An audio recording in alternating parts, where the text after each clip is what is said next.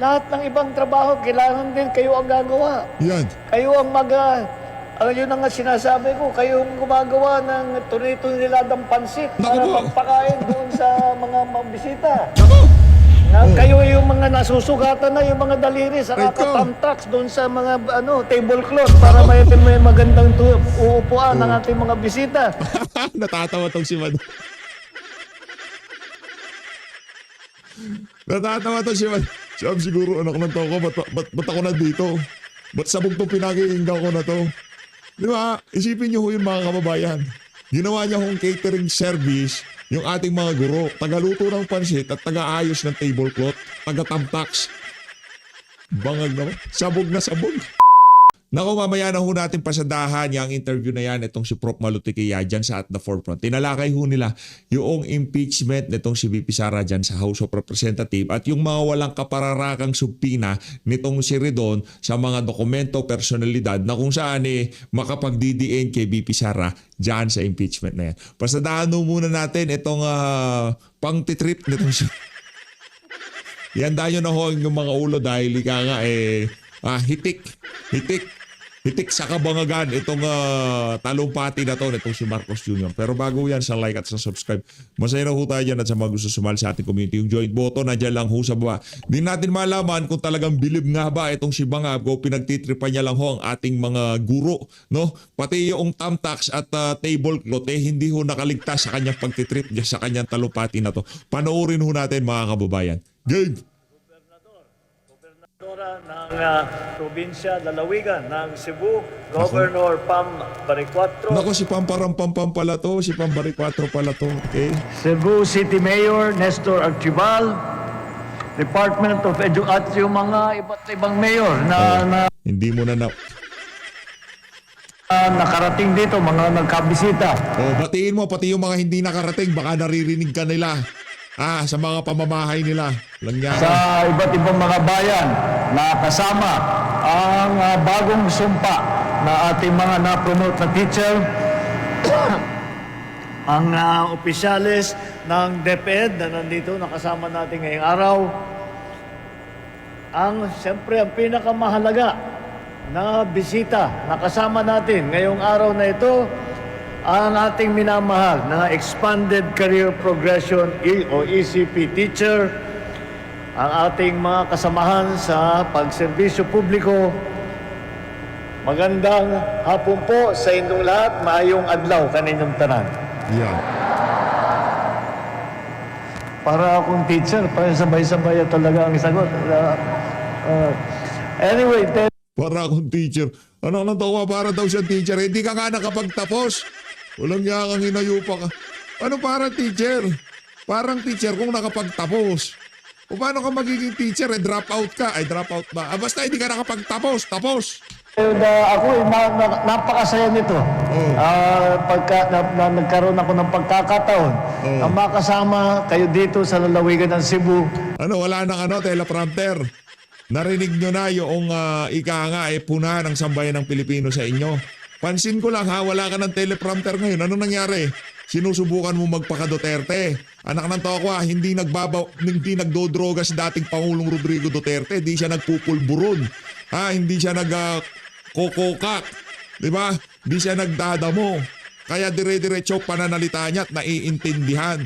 Ngayon, kung gusto mong i-replicate itong si dating Pangulo Rodrigo Duterte, yung comment na nabasa ko doon sa ating huling video sa'yo, magpa-rehab ka daw muna. Mga bastos din to mga kasama natin dito sa PH Update. Yung isa ba naman, inaalok tong si Marcos Jr. Sabi, hindi, ako na bahala, parehab ka. Ako na bahala, libre na kita. Sabi ba naman ganon? Ang yaman-yaman yan, daming maleta niyan. Tapos sasabihin mo, ililibre mo sa rehab. Big time yan Lalong-lalo na dahil sa okwasyong ito. So I congratulate the newly promoted teachers and principals from 44 municipalities of Cebu Province.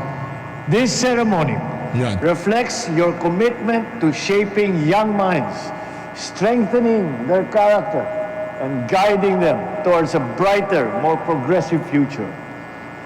More than just an individual milestone, this promotion sends a message of hope and inspiration to thousands of teachers and principals who aspire to follow in your footsteps. This occasion also signifies this administration's deep appreciation for the work that you do and our commitment to ensure that our teachers continue to receive the support and recognition that you all deserve. This commitment becomes even more important today as we meron pa siyang teleprompter. Kala ko tinanggal niya eh. Akala ko nagpapaka-Duterte na siya eh. confront the pressing challenges in our educational system. According to the Second Congressional Commission on Education, for years, many public school teachers had very limited opportunities for promotion. The system that we have did not have higher positions and clear pathways for advancement. It took 10 to 20 years for a teacher to progress from teacher 1 to teacher 3. Yung nakasama po natin, 30 taon nag-antay. Ang iba, decades, 3 decades. And another equally lengthy period to move from teacher 3 to master teacher 1. Because of this, many educators walang kwenta. Anak na to ako, kung di rin tayo magpi-freestyle dito. Kasi tayo dito sa PH Update, wala ho tayong dito, wala tayong teleprompter. Wala ho tayong binabasang script. Ika nga impromptu kung ano yung lumabas sa utak natin, yun. Hindi pwede ganyan, Brad, unfair yan. Pursued administrative positions to receive higher compensation. Yan. At worst, they left the teaching profession altogether to find better opportunities elsewhere. And this aggravates the shortage that we have of teachers in the Philippines. So, to overcome these hurdles, we implemented the expanded career progression or ECP system for public school teachers. We have institutionalized this reform in September 2025. I did this by signing into law the Career Progression System for public school teachers and the School Leaders Act. Nako.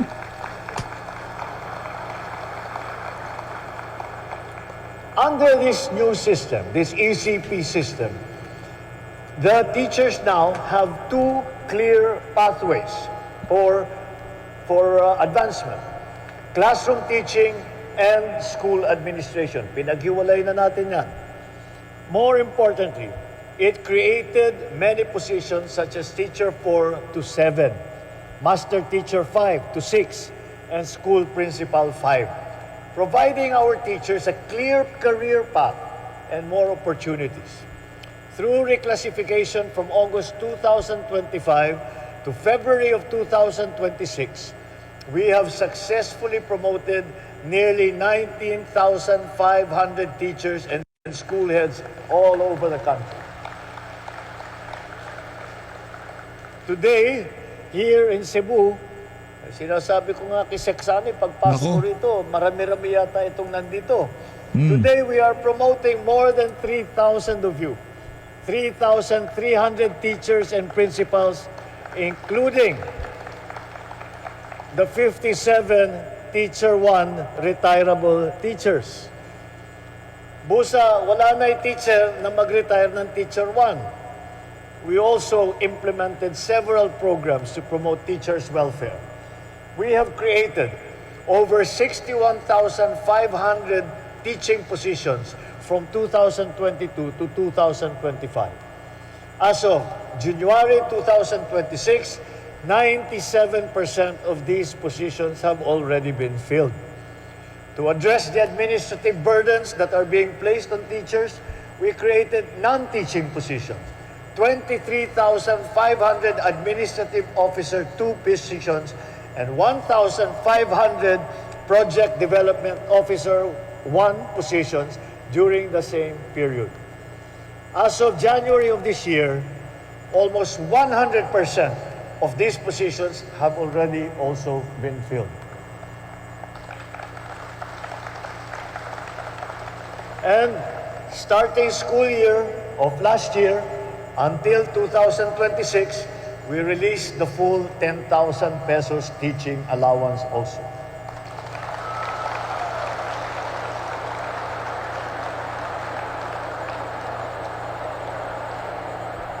all of this has opened new doors for career advancement for teachers and for school personnel. We are addressing long-standing barriers to professional growth, strengthening morale within our education sector. Kung dati po, may pangamba kayo na matatapos ang mahabang panahon ng serbisyo, hindi kayo mapopromote. Ngayon, mas malinaw na ang landas ng pag-unlad ng inyong propesyon. Marami sa inyo ang naglaan ng buong buhay sa pagtuturo. Gumigising ng madaling araw, natutulog ng hating gabi upang turuan, gabayan at hubugin ang kabataang Pilipino.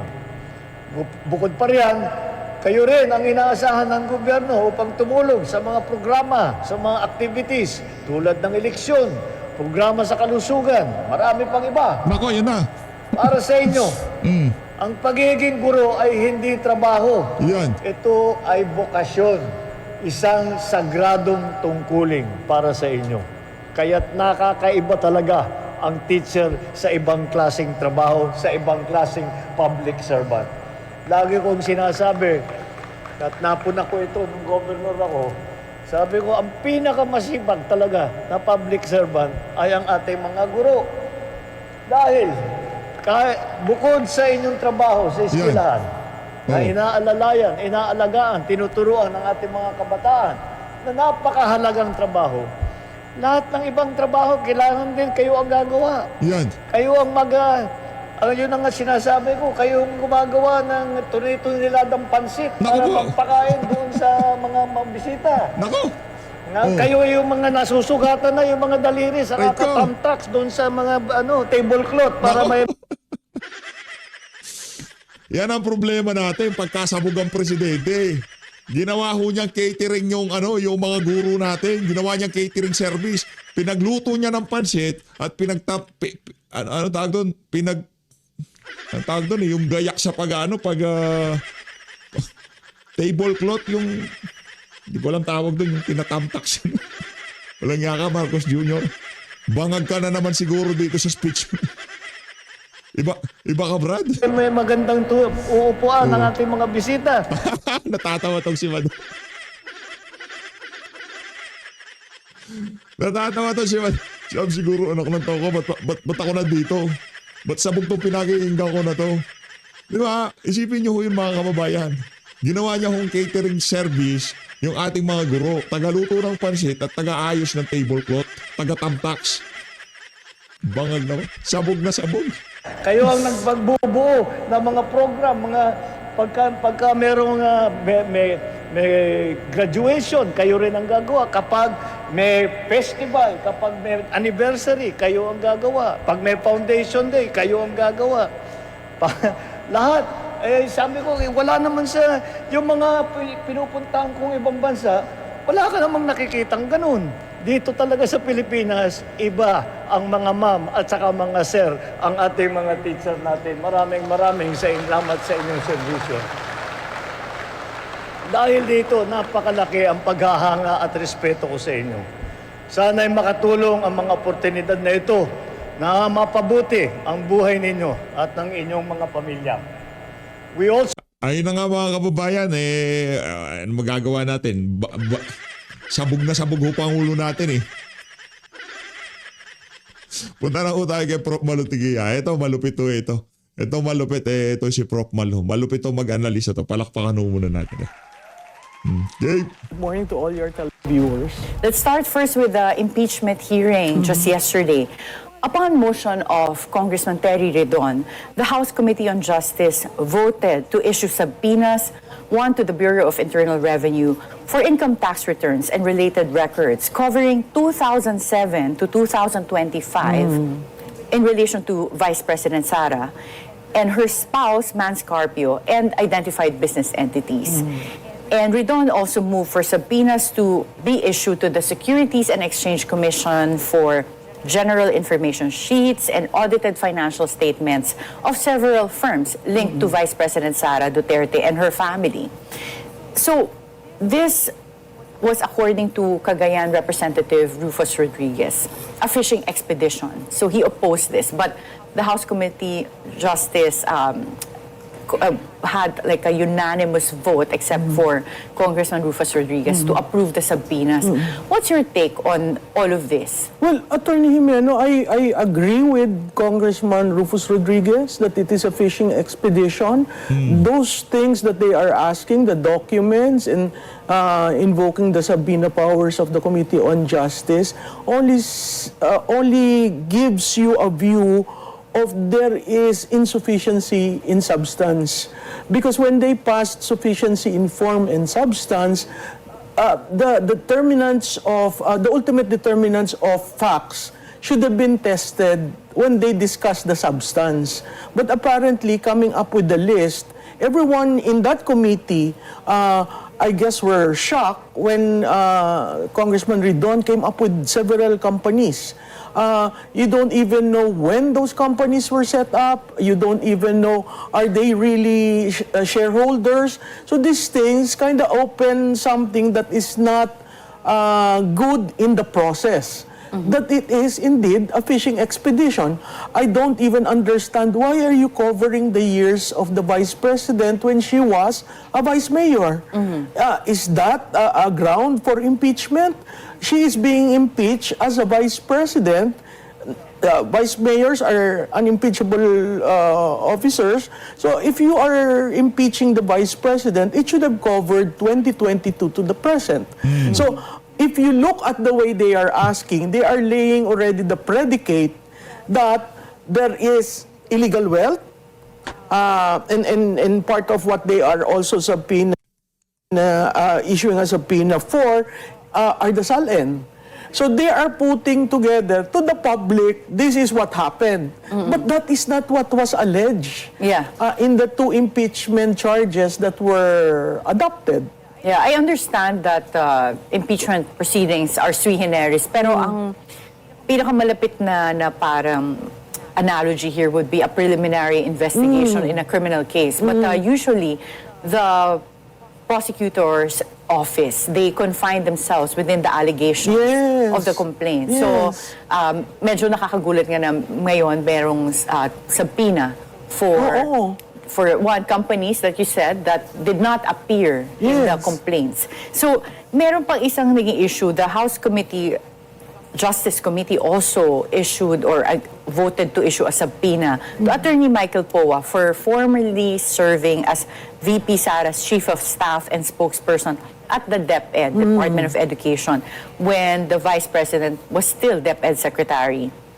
And Congressman Rufus Rodriguez again opposed this, saying that it's unusual for a counsel of the Vice President who already entered this appearance to be subpoenaed in relation to the complaint. So, ano kaya yung intention here? Bakit siya ipapasubpoena? I mean, looking through the various instances when certain officials of the Office of the Vice President were subjected to the House of Representatives' power, you would see that Attorney Laika Lopez was,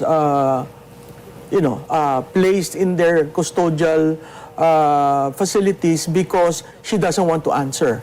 She was held in contempt. Yes, and there was another one who was also cited for contempt, no? So, ang sense ko, again, laying the predicate that if I cannot get the Vice President, I will certainly get someone very close to her.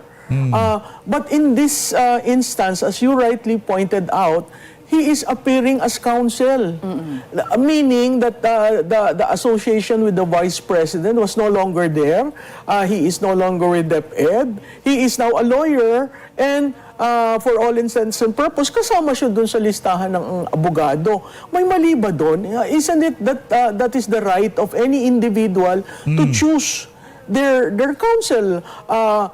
For all you know, that counsel may be prejudiced, maybe derogatory record is there, but still, that is due process. The person, any Filipino has a right to pick his or her counsel.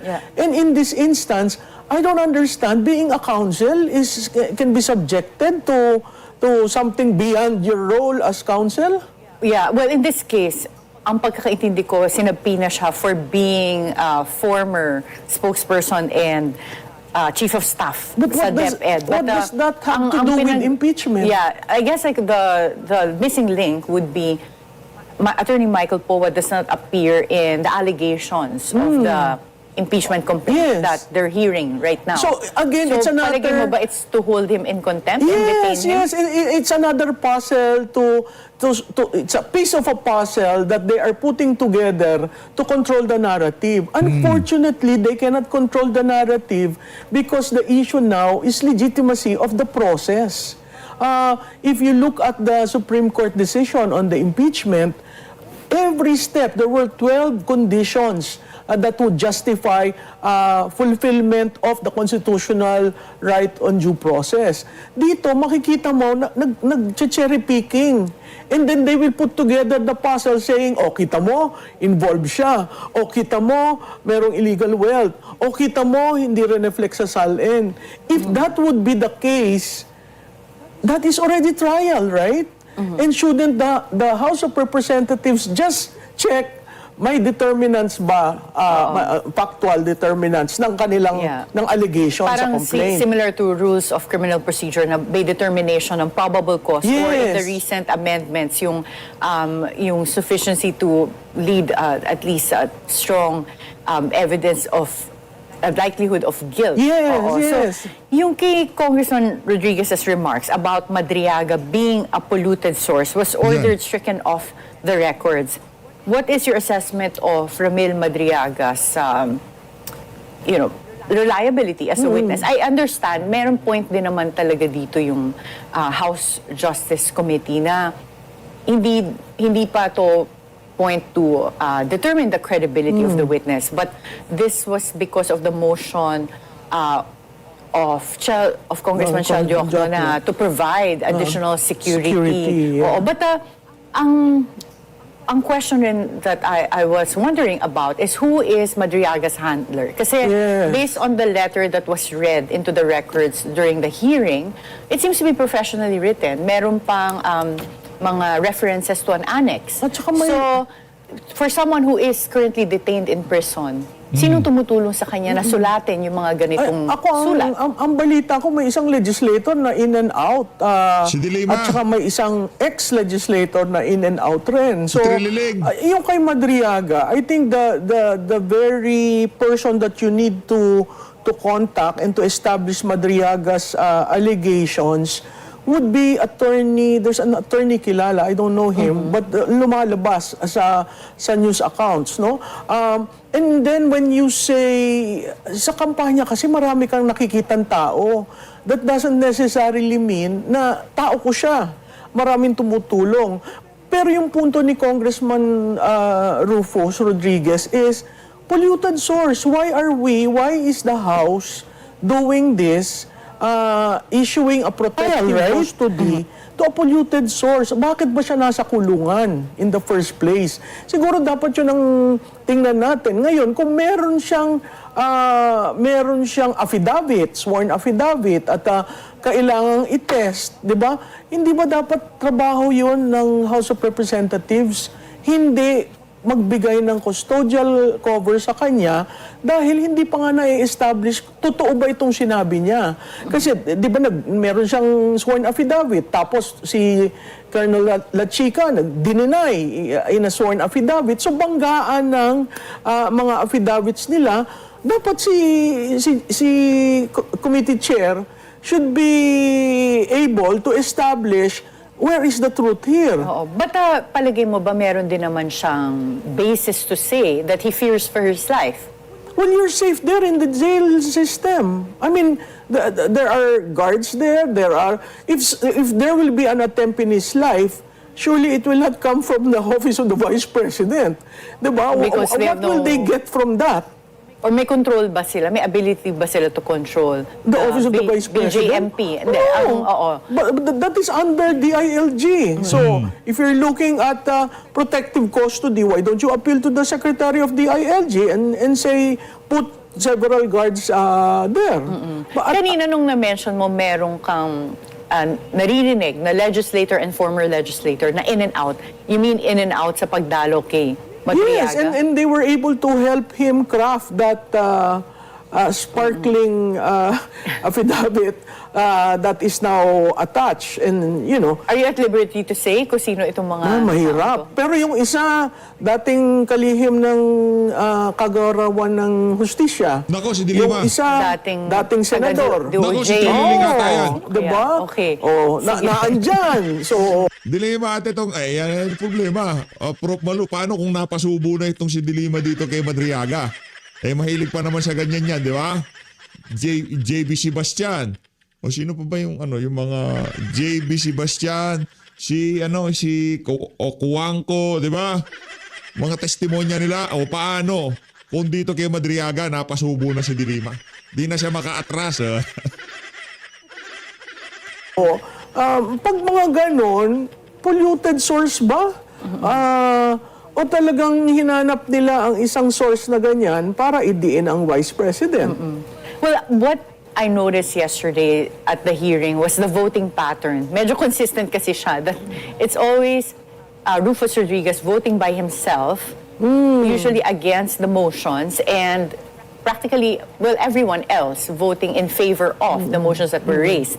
So, para sa akin lang, in the past, when I was observing Congressman Rufus Rodriguez, he also voted in favor of finding sufficiency in form and substance yeah. for the impeachment complaints against Vice President Sara. Were you surprised Yes. by his positions yesterday? But before you elaborate on this, we'll have to take a short break. Political analyst Malu Tiquia. Based on the voting patterns yesterday, it was pretty consistent. Laging nag-iisa si Congressman Rufus Rodriguez with voting either against a motion or in favor of a motion, but laging the rest of the members of the House Justice Committee were voting against. Magkaiba sila lagi. So, looking at Congressman Rufus, he also voted in favor of finding sufficiency in form and substance for the impeachment complaints against Vice President Sara Duterte. Nagulat ka ba sa mga posisyon niya yesterday? Oo, nagulat ako. Kasi katulad nung unang round, ang gaganda ng mga pinupoint niya sa debate. Tapos nagulat ako sa dulo, bumoto doon sa 54. Ako, ang sense ko, parang pinakita niya sa taong bayan, after viewing yesterday, parang pinakita niya sa taong bayan na hindi, may weakness yung complaint, no? Pinoint ko nga nung una. Ngayon, he is now drilling into hindi ba sinabi ko naman ito sa inyo noon? So, ang point ko siguro sumama siya sa majority para makita niya kung ano yan talagang ultimate facts. At nung binubuksan na, yun na nakita, wala talaga yan. So, I'm happy that there is a lawyer, a former dean, who would raise these issues despite the overwhelming number of the members of the Justice Committee. May nagpo-point out talaga, fishing expedition yan, polluted source yan, hindi ka pwede magsabpina ng kung sino-sino. These are very heavy points that are very important when you look at the records of the impeachment against the Vice President. Siguro siya yung lone wolf in the pack, and I hope that manner of questioning at the end, he will vote. So magiging dalawa na, 54-1 dati, siguro magiging 53-2.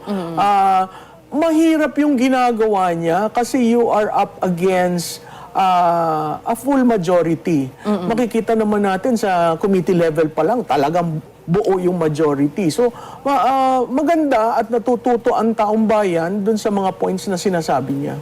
Do you think this reflects the position of the larger majority in Congress? Because in the end, dadalhin to sa plenary. Senado. Oo. Yeah, And they sa plenary. Yeah, and they need... 106? Yes. Oo. I mean, ang parati ko nga sinasabi, if you have 54 in the committee, you're just looking for 52 to have the 106.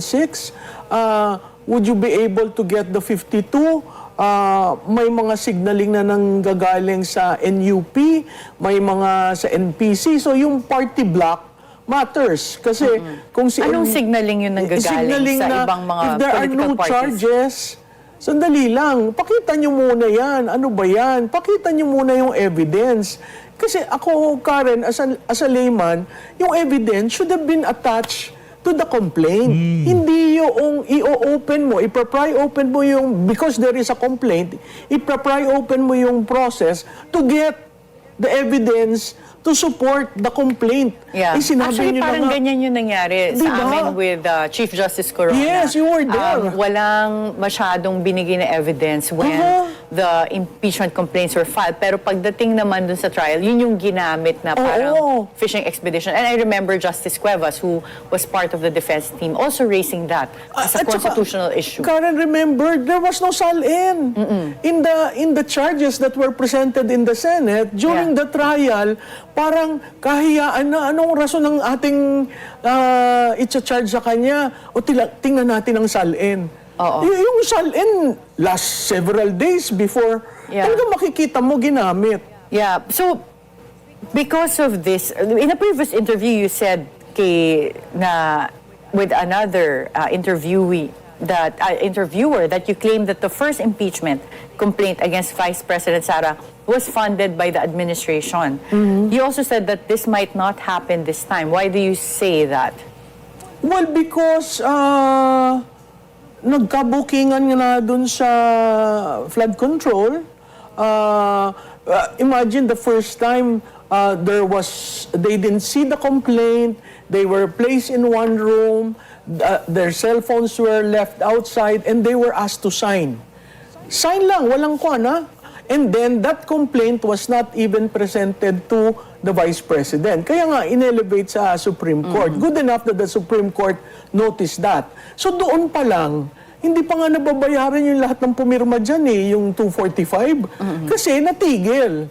So ngayon, ang pressure sa executive, wag nyo niyang i-FLR. Dalhin nyo na dito. Ito, pipirma kami. Pero since wala naman sila nakukuha ngayon at wala ngang cash at hindi with the crisis, I'm so thankful with the crisis kasi mamimili ka ngayon. Saan mo lalagay yung pondo mo? Sa politika o serbisyo sa taong bayan? So ito, napakahirap na posisyon sa administrasyon. Kung ako si Pangulong Marcos, sasabihin ko itigil niyo muna yung impeachment.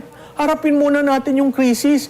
Hindi ko sinasabing wag maging accountable, hindi. Pero kita mo yung optics, ang tao nagkakagulo, naglalakad sa kalye, hindi maintindihan kung magkano ang bilihin. Tapos nandito ang mga politiko, nag-fishing expedition. Yun ang Tama problema. ba yun? Oo.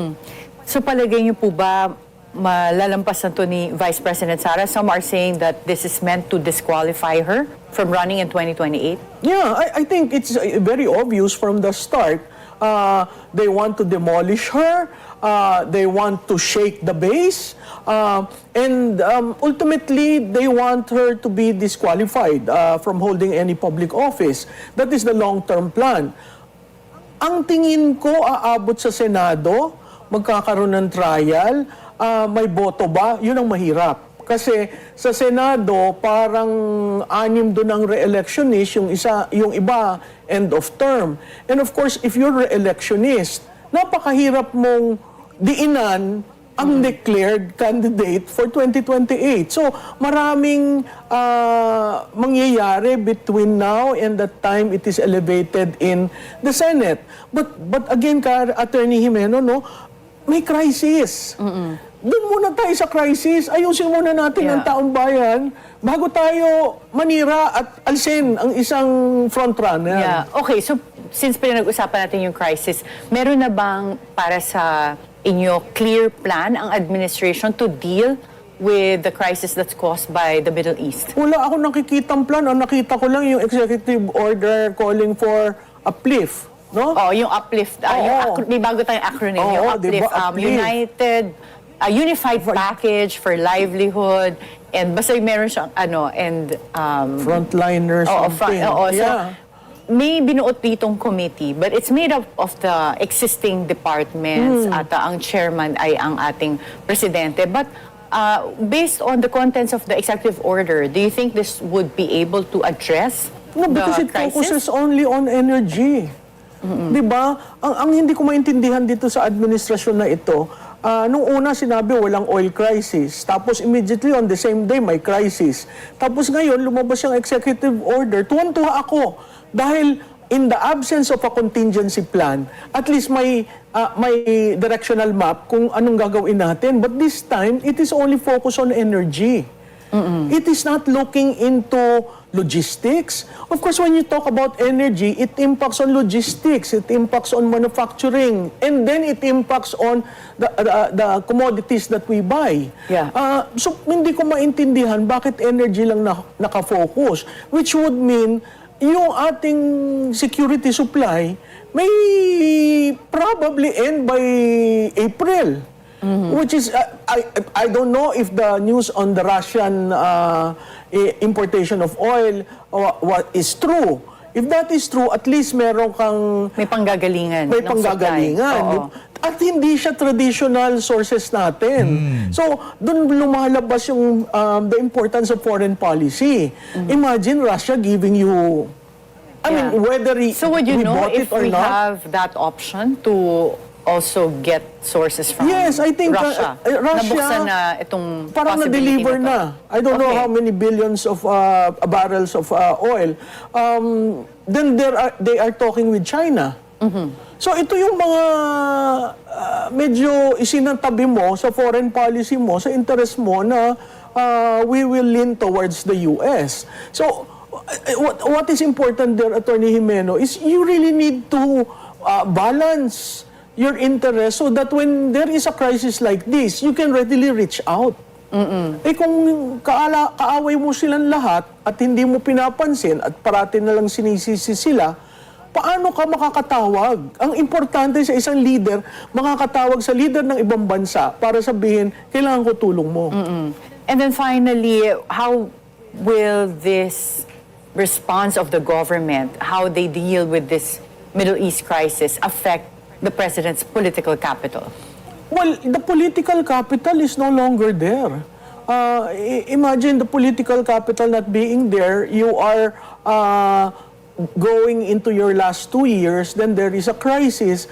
All this impinge on his trust ratings. If the trust rating is low, it's very hard to recover. You really have to be a superhuman to respond to this crisis because it is felt by everyone. It's not just the class D and E. The middle class is already aching. Kasi yung ayuda, rightfully, dapat ibigay doon. Pero si middle class ba, hindi nangangailangan ng tulong? So yung pinag-uusapan na excise tax, VAT, itong taxes, pwede itong maging paraan sa pagtulong sa middle class. But it's not being discussed. Okay, thank you so much, Professor.